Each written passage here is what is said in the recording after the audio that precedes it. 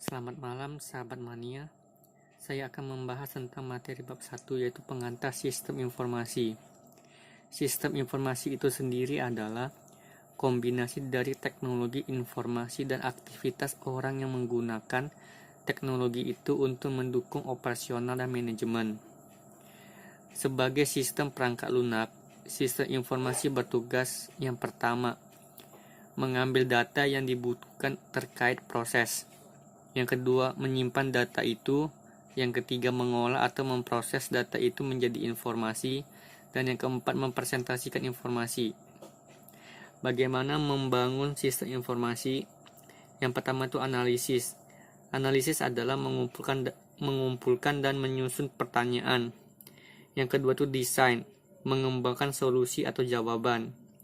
Yang ketiga itu implementasi, adalah mengeksekusi atau jawaban. Yang keempat itu pengujian, memastikan jawaban benar. 5.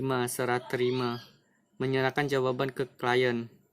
Dan yang keenam, pemeliharaan, menangani respon klien atas jawaban kita. Bab 2. Strategi organisasi, keunggulan kompetitif, dan sistem informasi. Apa itu pengertian proses bisnis? Proses bisnis adalah suatu kumpulan dari aktivitas atau pekerjaan terstruktur yang saling berhubungan untuk menyelesaikan suatu masalah tertentu atau yang menghasilkan suatu keluaran, produk atau output, atau layanan dan mendukung pencapaian tujuan serta sasaran strategis dari suatu organisasi. Selanjutnya, apa itu proses lintas fungsional? Ada 3. Yang pertama, tidak ada area fungsi tunggal yang bertanggung jawab. Yang kedua, langkah-langkah yang dilaksanakan dengan cara yang terkoordinasi dan kolaboratif.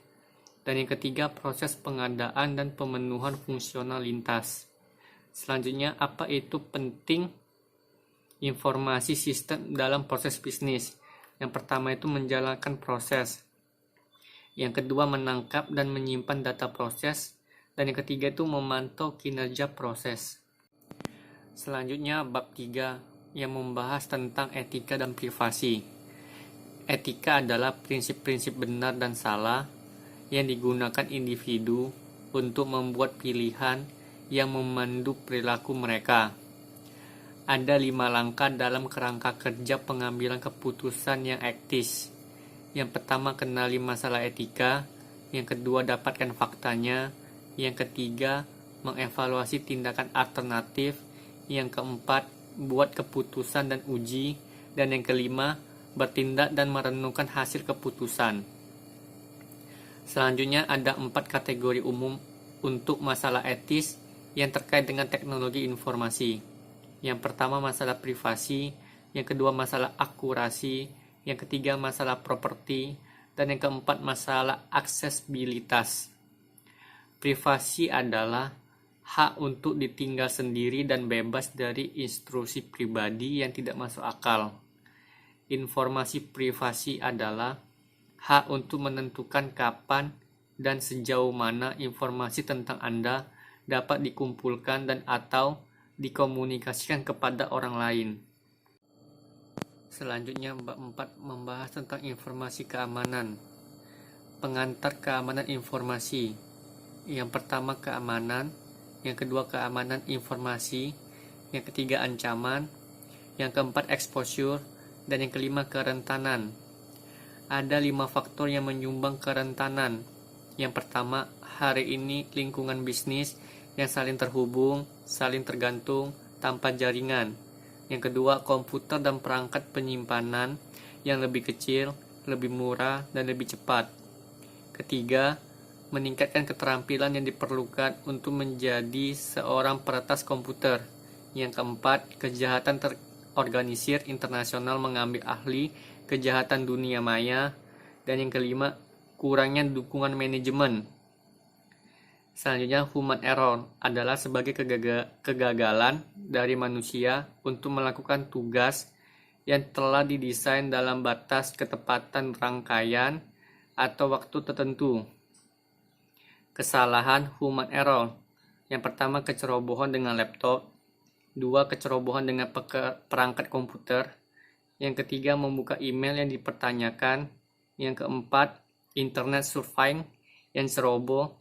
5. Pemilihan dan penggunaan kata sandi yang buruk. Yang keenam, kecerobohan dengan kantor seseorang.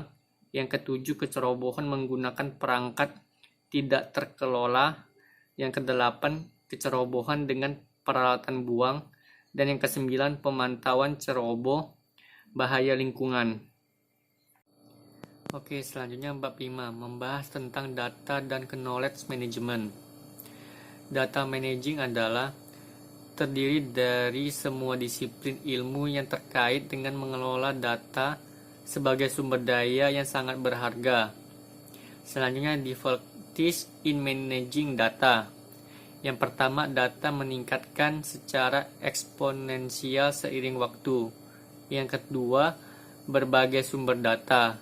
Yang ketiga, pembusukan data atau degradasi data. Yang keempat, keamanan data, kualitas, dan integritas. Dan yang kelima, peraturan pemerintah. Selanjutnya, multiple source of data. Yang pertama itu sumber internal database dan dokumen perusahaan.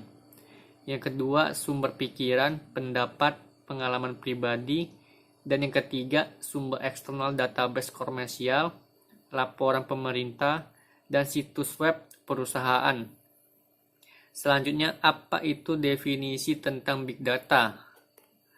Big Data adalah pengumpulan dan penggunaan informasi dari berbagai sumber untuk membuat keputusan yang lebih baik di bidang yang menangani cara untuk menganalisis, mengekstrak informasi secara sistematis, atau berurusan dengan set data yang terlalu besar ataupun kompleks untuk ditangani oleh sebuah perangkat lunak.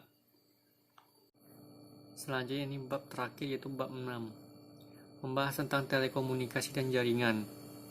Telekomunikasi adalah pertukaran informasi dalam bentuk suara, data, teks, gambar, audio, dan video melalui jaringan berbasis komputer dari suatu tempat ke tempat lain. Ada jenis-jenis jaringan telekomunikasi. Yang pertama, jaringan area luas, merupakan telekomunikasi yang mencakup geografis yang sangat luas. 2. Jaringan area lokal, merupakan menghubungkan komputer dan alat pemrosesan informasi lainnya pada area yang terbatas. Contoh seperti kampus, kantor pabrik, perusahaan, dan lain-lain. Yang ketiga, jaringan privat virtual, merupakan jaringan aman untuk menggunakan internet, namun menggunakan fitur pengaman supaya data pribadi kita, data kantor, dan data yang lainnya dapat terjaga dengan aman. Dan yang keempat, jaringan klien atau server, merupakan pengguna akhir itu sendiri dihubungkan dengan jaringan lokal dengan aplikasi pemrosesan dengan server jaringan dengan yang mengelola jaringan. Selanjutnya, dasar-dasar jaringan. Yang pertama itu sinyal analog dan digital. Yang kedua, media komunikasi dan saluran. Yang ketiga, protokol jaringan. Dan yang keempat, jenis pemrosesan jaringan. Selanjutnya kita akan membahas tentang contoh studi kasus telekomunikasi dan jaringan, yaitu teknologi 5G di Indonesia. Tidak dapat dipungkiri perkembangan teknologi sangat mempengaruhi kebutuhan konsumen akan ketersediaan dan kelengkapan fitur perangkat telekomunikasi. Jika dahulu hanya dengan mengobrol dan mengirim pesan singkat saja sudah cukup, zaman sekarang ini semua menuntut adanya komunikasi data, gambar, dan video untuk membentuk komunikasi multimedia. Komunikasi multimedia sudah menjadi keharusan dan ini memungkinkan karena telah terjadinya konvergensi beberapa layanan seperti voice, data, gambar, dan video. Selanjutnya kita akan membahas tentang pembahasannya. Yang pertama, Indonesia saat ini baru menapaki teknologi 4G dan akan ada kesempatan pembelajaran penerapan teknologi ini untuk adopsi 5G apabila teknologi tersebut telah hadir. Melihat dari timeline itu dan timeline 5G global, di mana pada tahun 2015-2016 merupakan tahap penyusunan key requirement dari teknologi 5G. Sekian dari presentasi saya, terima kasih.